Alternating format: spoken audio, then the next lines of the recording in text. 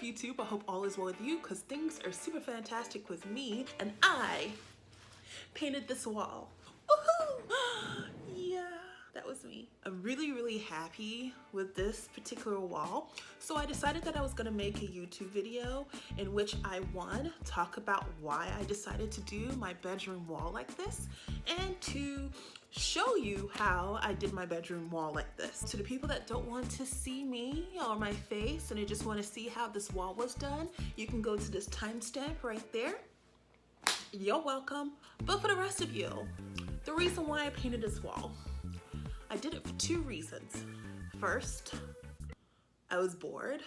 In all due seriousness, the main reason why I painted my wall is because I miss YouTube and I want to make more YouTube videos. And something that I learned this summer is about positive triggers, things that are going to encourage you to do good things. Okay, so usually when we think of triggers, we think of the negative. Like, for example, oh, I don't want to watch this particular video because it reminds me of my past trauma. This is not a trigger I'm talking about. I'm talking about a positive trigger. A positive trigger is something that's gonna make you do positive things. Like, for example, getting yourself a fancy water bottle may encourage you to drink more water. And I figured if I paint my wall like something crazy and spunky, that it will encourage me to do more videos. So we're gonna test it out. I don't know if this is actually gonna come to fruition, but I figured that I should at least try. So this is in my bedroom wall. I got my little setup taken care of, and I'm excited to try to do more videos. We'll see.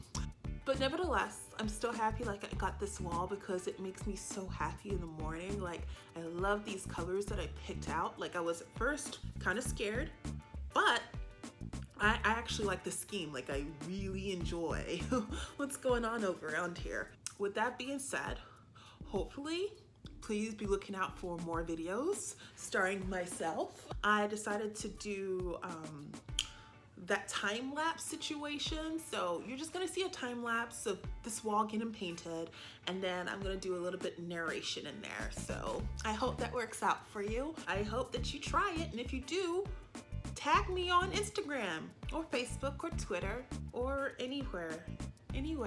Just tag me and let me know that you did it. And you know, I will like it. I can't do anything else, but I mean, I will like it and probably comment. I may not, but I'll try. Regardless, I hope that you tried this project.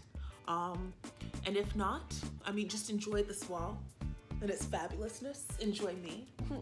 Just a heads up, I'm gonna put a link of the supplies that I use down below. That's been there the whole entire time. And none of you guys told me. That's okay. I'm not redoing any of this. Here is how I did my wall this way. I hope that you enjoy.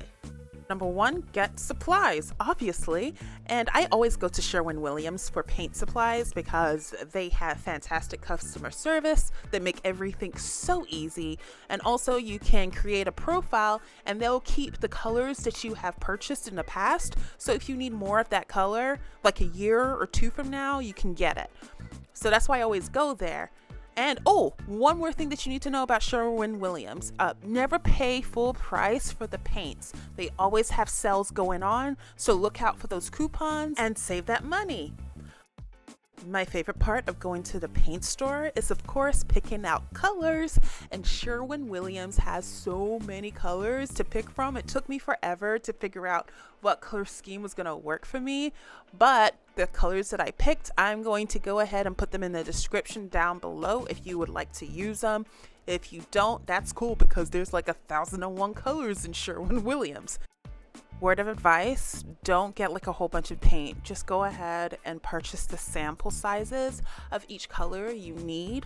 The sample sizes are only $8 and you get a quart, which is, I think, a pretty good deal. So after hamming it up for the camera, I went and started like lining my walls with tape so that I didn't get paint in places I didn't want paint. I got that regular blue tape that you find at any paint store. Oh, right now you're gonna get to see my butt a lot. You're welcome. Look at that. Woo! But nevertheless, I put on some plastic because you don't want that paint on the ground.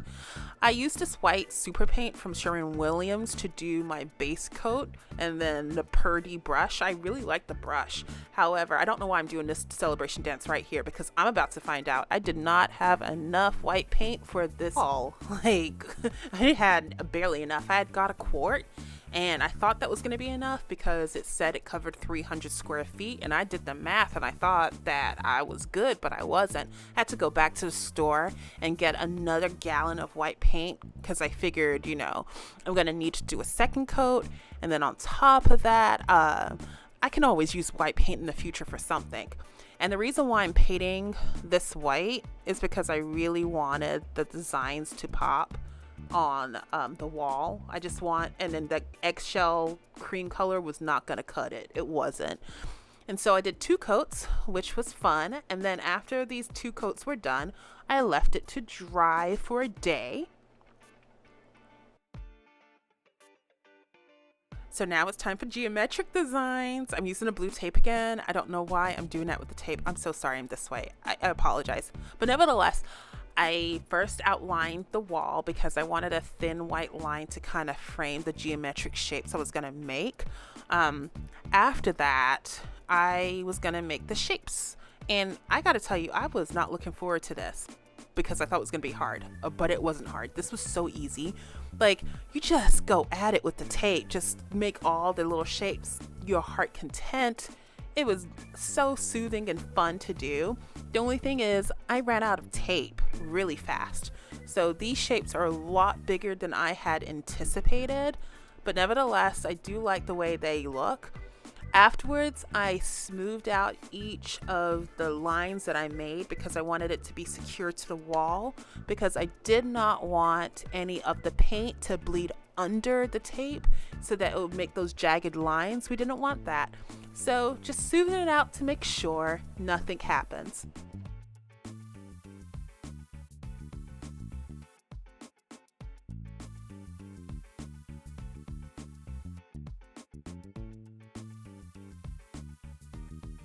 Finally, it's time to paint, and I used these mini rollers. They're really good. I only had to do 1 coat with those, and that was the paint I used. I had more than enough paint with those sample sizes. So what you see me doing now is I'm trying to figure out what color goes where. For some reason, this took me forever. I don't know why I could not figure out this puzzle, but I couldn't, and I made a whole bunch of mistakes along the way. Also, you get to see the side of my skin in the back. You're welcome. It's staying there. You'll be fine. But nevertheless, this is me still trying to figure it out. It took too long. Then, finally, I got to paint in the shapes. Enjoy me painting. This is basically like paint by numbers right now.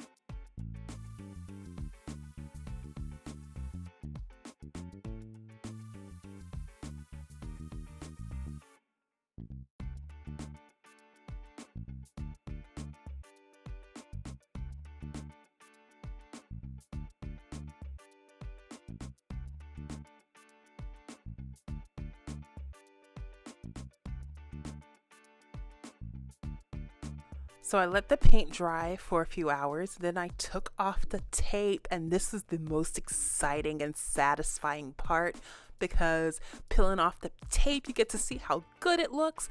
There are some areas that I'm not happy with, like there are some places where the paint bled under the tape, and I also overpainted on the crown molding of my ceiling, so I have to repaint that eggshell color again, unfortunately. But still, I mean, I'm loving the way that this is looking. This is a color scheme that I am so into. And here's the final product. If you guys decide to do this project, please tag me so I can see it for myself. yourself. Good luck. I hope you guys are doing everything you need to do in order to have a healthy and sustainable life. And always remember, dare to be happy. Have a good day, y'all.